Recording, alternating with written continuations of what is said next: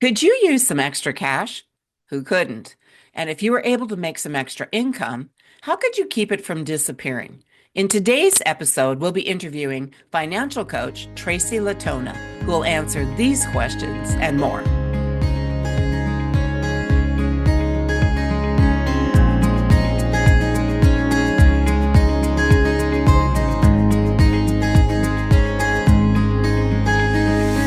Welcome to the Jesus People Sisterhood podcast, a place where Christian single women aged 50 plus connect.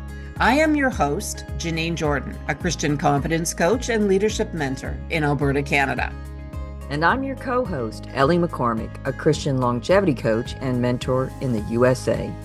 Being single women over 50, we know what it's like to feel overlooked, to have unrealized dreams, to experience the challenges of singlehood, and to be concerned about what our future will look like. We couldn't find anything online for single Christian women over 50, so we created Jesus People Sisterhood just for you, a place where sisters encourage and empower one another through the last third of life, because you are a treasure trove of wisdom and of exceedingly great value. This is an authentic community, a supportive family, with other women on the same journey where Jesus is the center of it all. Here you will find real talk, real community, and real sisters. Join us as we discuss building relationships, whole health, and growing spiritually. We'll review helpful books and articles, chat with guest speakers, share success stories, and have some laughs along the way. So grab your favorite beverage and we'll get started.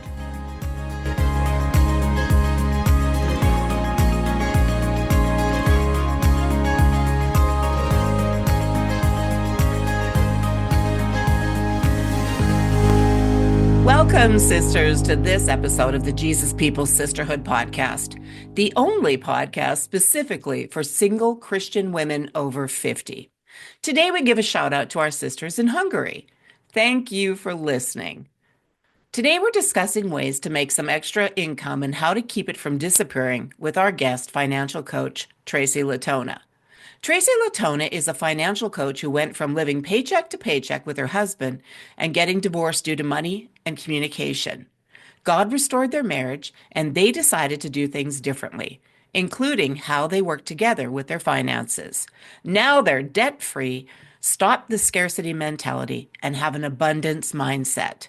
She took her experience in financial coach training and opened her business where she guides Christians to manage their money with confidence and grow their mindset and bank account to live generously and stop money stress.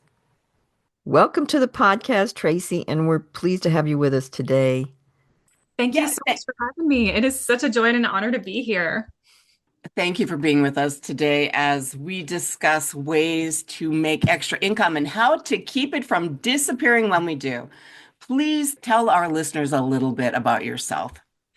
Well, hello, my name is Tracy Latona. I abide in southern Indiana, about 30 minutes north of Louisville, Kentucky.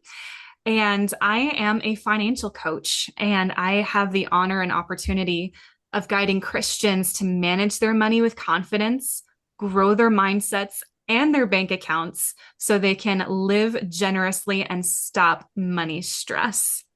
My husband and I have the degrees in DUMB, dumb, and learned all the things not to do with money.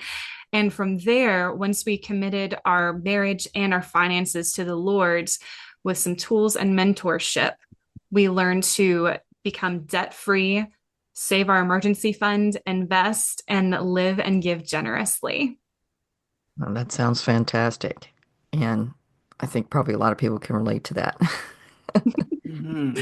So, first question today, what can our listeners do to turn their hobbies into sales or income? That is a great question. So the first thing that you want to think about is, why do I want to make extra money? What is the purpose that this is going to be for? Because if you don't have a strong why to do it, then it's going to fizzle out and kind of fade into the background. But if you have intentionality behind creating this extra income, and that intentionality creates a strong emotional reason, then that's going to be the first step to you actually turning your hobbies into income. So when you think about turning your hobbies into income, most people don't realize that the gifts that God has given them can actually be income producing streams of revenue. And that can be anything from creating wreaths to making juices to childcare to administration. And the first thing that I encourage people to look at when they are deciding, how do I want to create some extra income, is to look around and see what is a problem that people are having or what is a need that people are having that I can meet. So that's the first thing to turn your hobby, or the second thing I should say, to turn your hobbies into cash, is to look and see where is there a need that I can meet and how can I turn that into money. All right.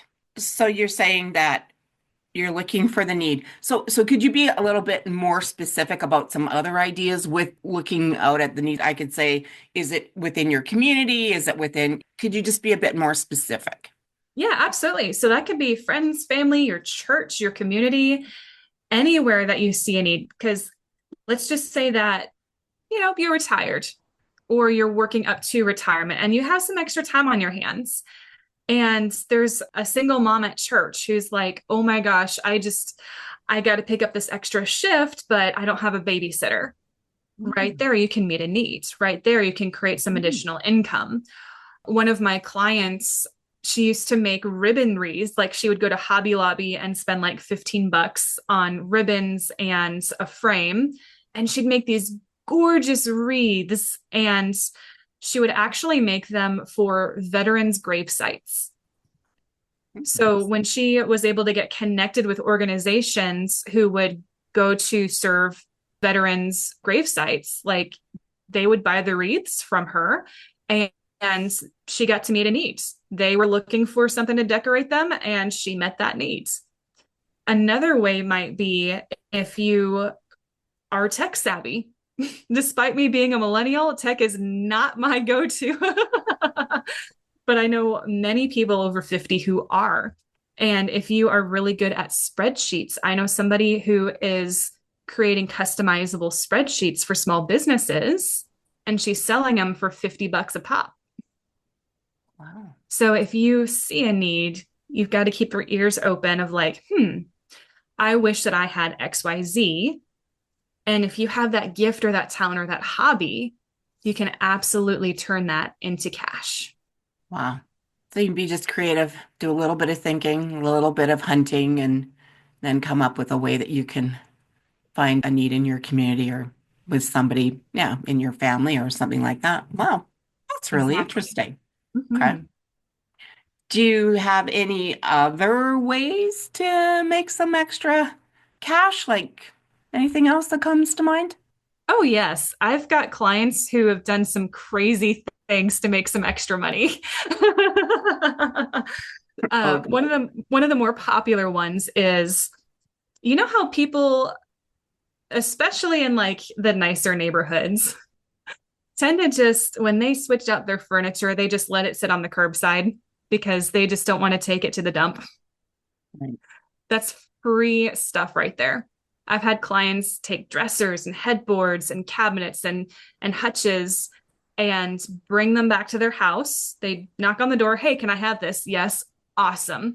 They repaint it, they fix it up, they turn it into a chic farmhouse or whatever the style is. Yeah. And then they turn around and flip it for $150, $250.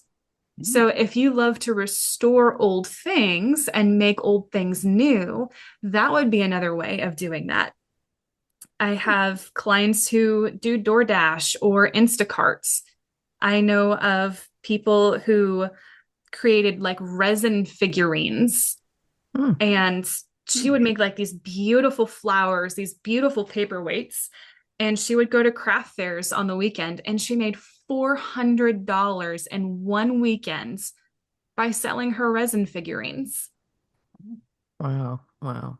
Have you seen these type of things that start out as a hobby business turn into full-time work because a lot of times their main source of income is something they really don't care for. Mhm. Yeah.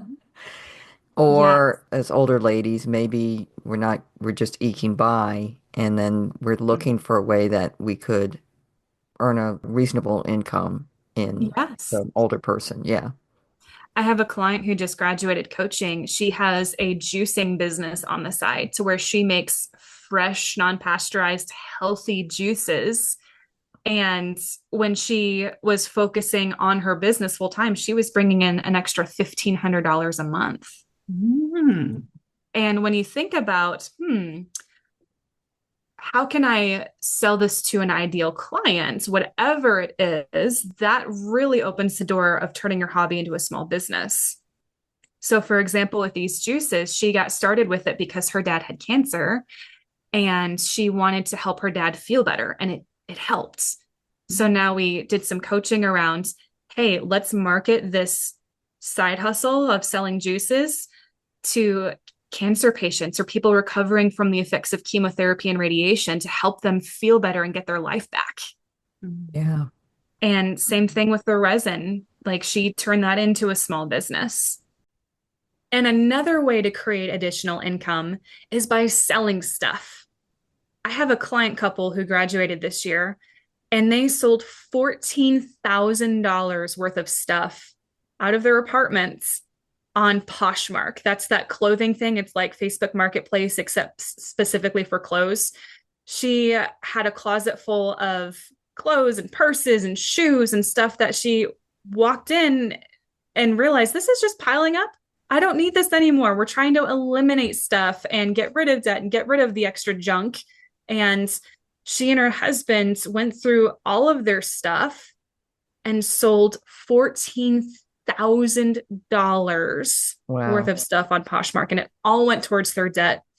And they ended up paying off like 20 grand of debt in like 6 months. And a big part of it was because they just went through their home and was like, I don't need this. I don't need this.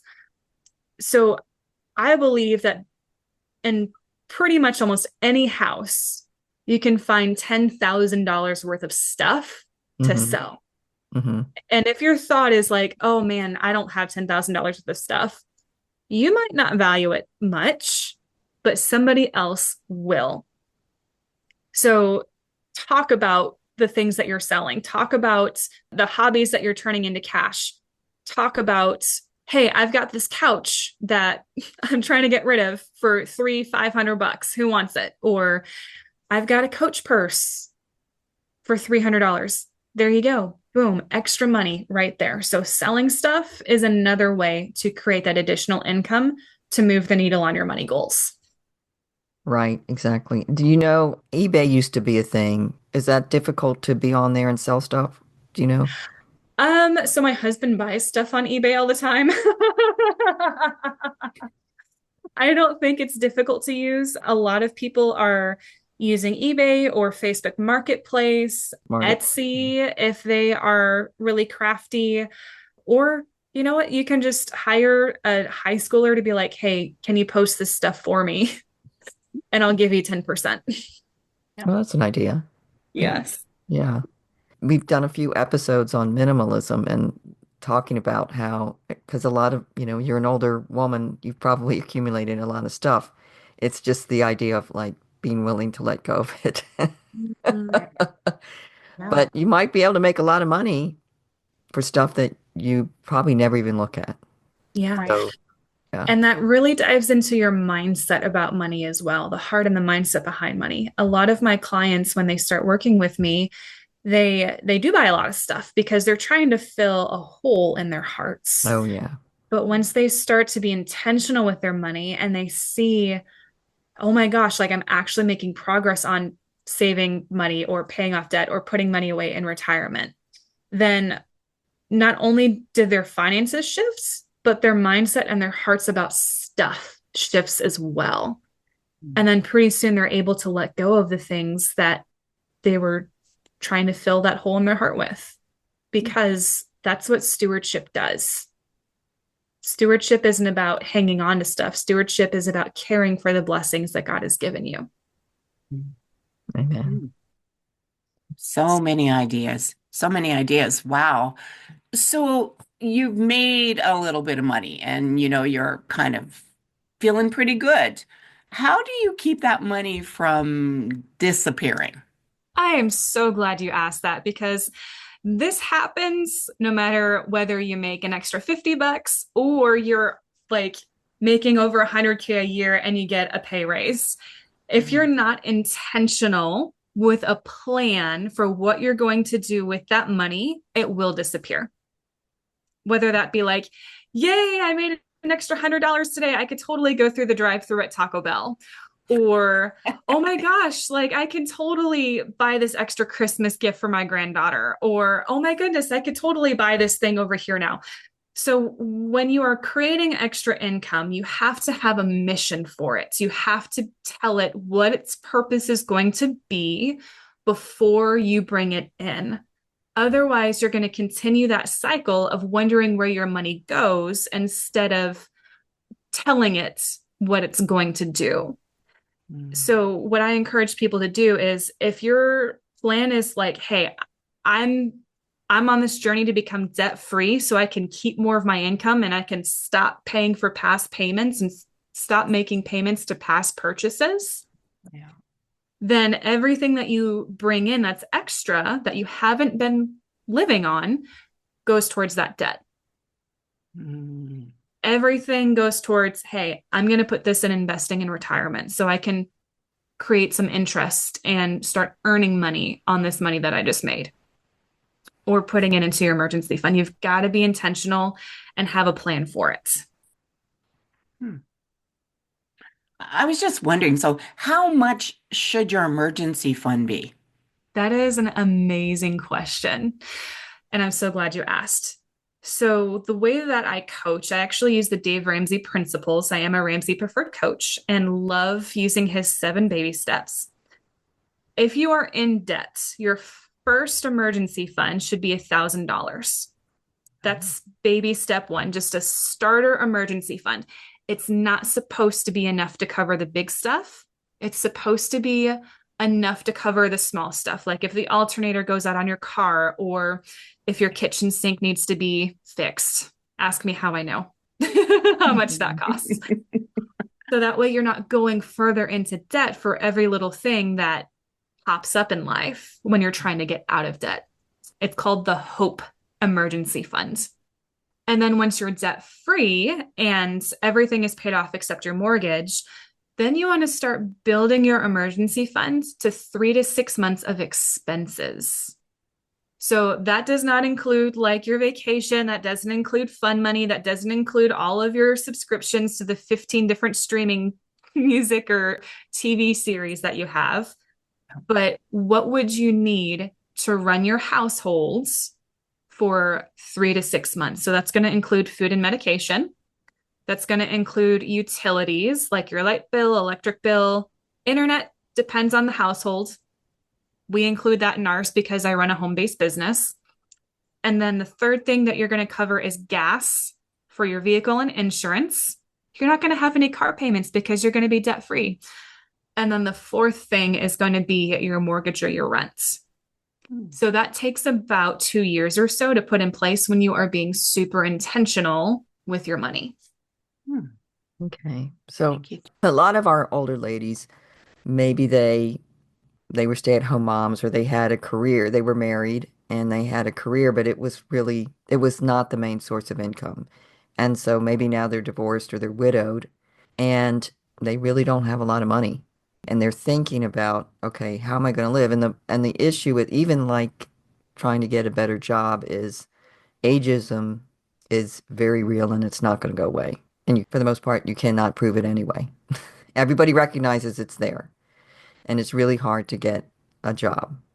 So these kind of ideas like the hobbies or ways that you can start your own business or you can do things where you can overcome that an employer discriminating against you is information we want to get to our listeners. Yeah. But one of the other ideas is if a woman owns her own home, is it a good investment for your money? And the reason I'm bringing that up is because there's a guy out there who's I think his name's Ramit Sethi. Have you ever heard of him? I haven't. Mm-mm.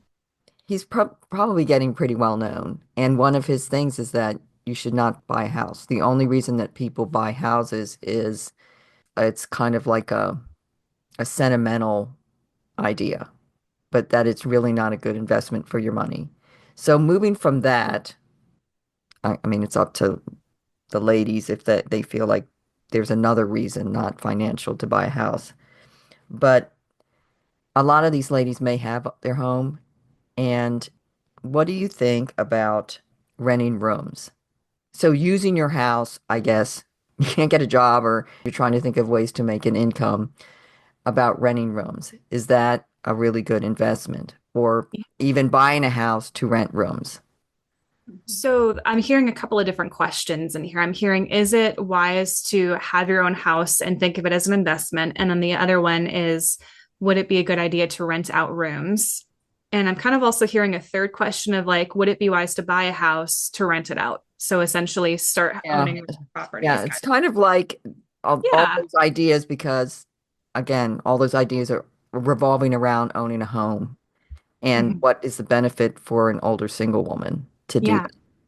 So homeownership is a beautiful thing if it's done wisely. What a lot of people get in trouble with when they buy a home is they think, I have to buy a house. And what they do is they buy a home before they're financially ready, or they buy too much of a home, or their mortgage is more than what they can actually reasonably afford. I used to work at Home Depot and I would have people crying in the aisles because they just bought a house. They were so excited and they sunk every penny that they had into getting a house, and then something broke because that's going to happen. Like it's a house, things break. And I don't want that for you guys. I don't want that for your listeners. I don't want that for anybody that I work with. So when it comes to homeownership, yes, it is an amazing investment if you are financially ready. So what financially ready being looks like is being debt free or having as little amount of debt as possible, having that emergency fund in place because when something breaks, then you can cover it with cash, and then also having a down payments. So that way you automatically have equity in your home as soon as you go into it. So if something happens and you need to sell really fast, you're not going to sell at a loss. So buying a home is a good investment if you're financially ready. And what a lot of people don't understand is with homeownership, there's a lot of stuff that goes into it. We had to replace our HVAC system 2 years ago. That cost $7,000. Mm-hmm. Our Cub Cadet riding mower breaks every spring because I drive it. So that's, a couple hundred extra bucks a month that we think about. And when you think about the cost of renting versus owning a home, people try to do an apples to apples comparison of, well, my rent keeps going up, the landlord keeps increasing it. So why wouldn't I buy a house? They don't think about the taxes going up or the insurance going up or the actual maintaining. We just dropped $2,000 to put gutter guard on our house and fix our gutters. Mhm. Right. Like people don't think about these things. And then as far as like the investment piece of it goes, if you are in a financially sound place to purchase a home, it is a good investment because either way, you're going to be paying for a place to live. Mm-hmm. So why not put that money towards an investment that is going to go up in value as long as you have the money to maintain it well? It should go up in value, and something that you can own that you can pay off. Mm-hmm. Why not? Why not? Now, if you don't want the responsibility or the hassle or the headache of home ownership, you don't have to. Like nobody says that you have failed the American dream if you don't buy a house. Okay. So that hopefully that answers question one. No, that's good. That's good. I was just thinking many of the ladies probably that are a little bit older have owned their home for some time, right? And so they've got some things invested there. And I think one of the biggest worries is being able to maintain it. It's the shoveling, it's the yard work, and unless you just really love doing that, it can be one of the things that, at least for me, I own a house, it's an older house, but as I look at everything, just the labor that goes into just even the minimal amount of maintaining it. And when something does go wrong, it can be difficult to get somebody to come up for a reasonable amount of money to fix anything. So, yeah, Yeah. Right. lots to think about. And to answer question number two of is it a good idea to rent out a room? This actually Mm. dives back into the original topic of creating extra income. Hmm. As long as the tenant has a background check, I would always encourage somebody to do a background check. Ask them for proof that they are reliable in paying their rents, whether that be from things that places that they've rented before, or maybe ask them for proof that they can pay their phone bill or their car insurance or their car payment on time, that kind of thing. And as long as you guys click, like personality wise, that's a great way to make extra money. I actually have a client who lives in a basement that was renovated to take on a tenant. They basically turned their basement into an extra bedroom, a small kitchenette, and a living room. And my client pays $750 a month for rents, which is great for her because that is really inexpensive in that area. And then her landlord gets an extra $750 a month to help her pay her bills. Right. So as long as the things line up of like they're reliable in making their payment, there's no criminal background because you want to know who you're living with. And personality wise, you guys are a click. That's an excellent way to make some extra money. Well, let's say I just want to stay on this housing thing because, again, there are a lot of ladies that's the one asset that they have is a home. Mhm. Mhm. Mhm. A lot of times people hold on to these things because maybe they think their children are going to come, but they live in a house that it's just them and they are struggling financially. What about the idea of selling that house and downsizing, getting something smaller that costs you less, and in all things like maintenance and etc., and then investing the money from the sale of the home? That's brilliant. It's a Okay, so brilliant idea. you It could really say is. that is a possible strategy. Yes, absolutely. So when we think about building wealth, we think about it from a net worth standpoint. Basically, what net worth is everything that you own. That would be your house, your bank accounts, any retirement accounts, like how much you could sell your jewelry for, all of that, minus what you owe. So minus any debt equals your net worth. So if the majority of your net worth is tied up in your house and you're having a hard time making ends meet or paying your bills, and it's just not making a lot of sense for you to stay in a bigger house, absolutely it makes sense to downsize on paper. Emotionally, especially if you've lived there for a long time, there can be some heart grief going on because, especially if that's the place where you raised your kids or your grandkids love it. What you've got to think about is what is the season of life that I'm in? And how can I be a good steward of the blessings that God has given me? Yeah. And in some cases, some investments are great for some people, and other investments are not great for other people. So it goes back to buying a house if you can barely pay your bills, probably is not a good idea. Yeah. Mhm. Mhm. Right.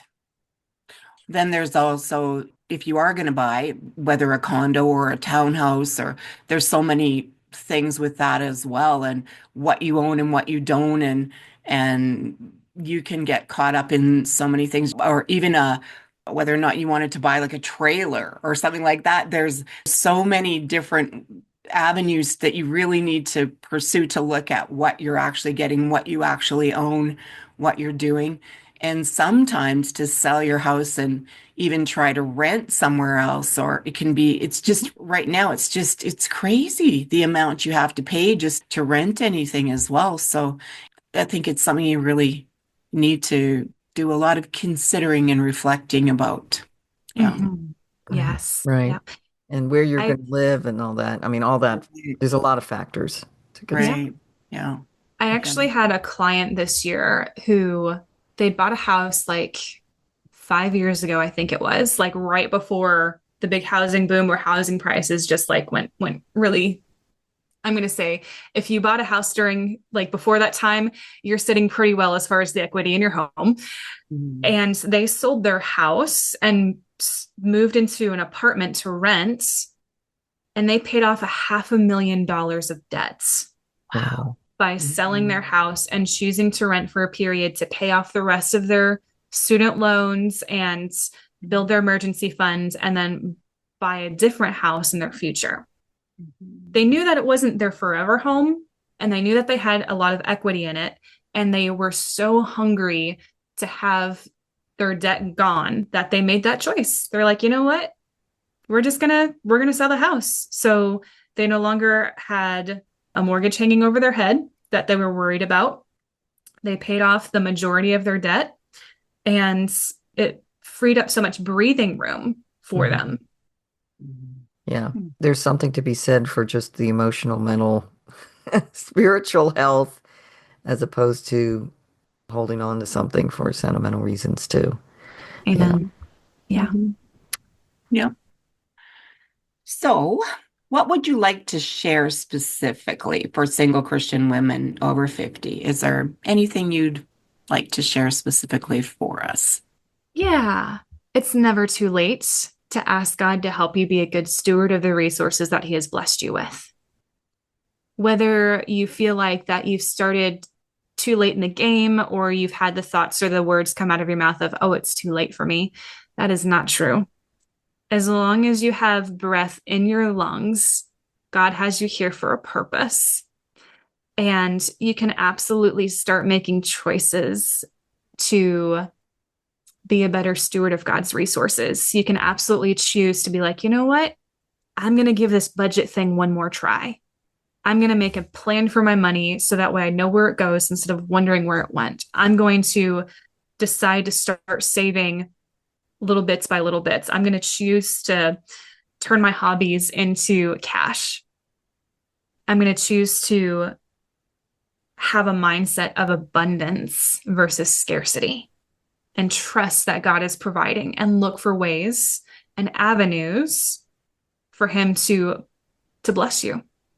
And what I mean by that is if you think that money can only come from one place, guess what? Money's only going to come from that one place. But if you are listening for problems that people have that you can solve, and you're putting yourself out there, hey, I can watch your kid. Hey, I can make this cake for you. I have another client who she's from the Philippines, and she sells pickled papaya to her coworkers for $40 to $60 a jar. Wow. She does cakes for $150. She turned her hobbies into cash. So no matter what your situation is, no matter how old you are, how young you are, how much wisdom you have, it is never too late to start creating change in your thoughts and your feelings and your actions with money. Amen. Amen. And Yeah. I think for a lot of ladies, just to, obviously pray about it, but to think outside the box, to ask the Lord to give you ideas. Yes. Because a lot of times as we get older, we do start to have just one way of thinking. Right. So, Mhm. amen. Amen. Hmm. Well, thank you for coming on the podcast. I'm sure it would be great if you came back again and share your wisdom with our ladies. Please tell our listeners where they can connect with you. Absolutely. So I have a website called goldenrosefinancialcoaching.com. I'm also on Facebook under Golden Rose Financial Coaching. And I'm also on LinkedIn under Tracy Latona, TracyLatona. Or if you want to shoot me an email, goldenrosefc@gmail.com. And my phone number is 502-665-1127. And if you're listening to this and you're feeling that pull on your heart to be a good steward of God's resources, if you're to that point of where it's like, it's time for a change, I'm ready to do what it takes to change my financial situation, I'd love to offer you a free money strategy session where we'll get to know each other and make a plan to go from where you are in your finances to where it is you want to be with your money. Wow, that sounds great. Wow, it's exciting. Take advantage of that. Thank you, Tracy. Of Yeah. course. Okay, well, thank you again for being on the podcast today. It was a joy and an honor. Thank you so much for having me. Thanks for listening to today's episode. Please share any thoughts that resonated with you from today's podcast episode in our private Facebook group at Jesus People Sisterhood Community. Start reaching out to other single women and create your local group of Jesus People Sisters.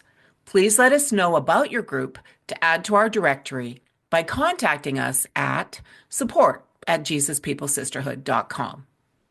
Have you had a good experience with a business? They've treated you honestly and helped you at a reasonable price? Please let us know. We would like to start a directory of JPS-friendly businesses. Let's care for one another. Be blessed by Him who is able to protect you from stumbling and to make you stand in the presence of His glory, blameless and with great joy. Until next time. Hey, sister, before you go, thank you for listening. If you found value in today's podcast, the best way to say thank you is by leaving a 5-star written review at Apple Podcasts. That raises us in the rankings and helps other sisters find us too. And please tell a friend or post it on your social media. If you're a single Christian woman over 50, this podcast was created specifically for you.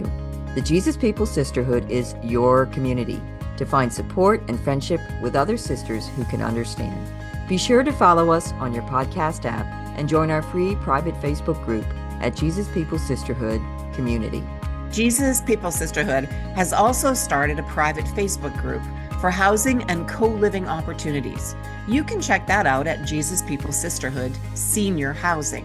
You can also find us on Facebook at Jesus People Sisterhood and individually for Janine at riseupcoachingandconsulting.com and for Ellie at samaramountain.com. And ladies, this is the necessary disclaimer. Our podcast content is for informational purposes and does not constitute professional advice from mental health, medical, legal, financial, or other areas.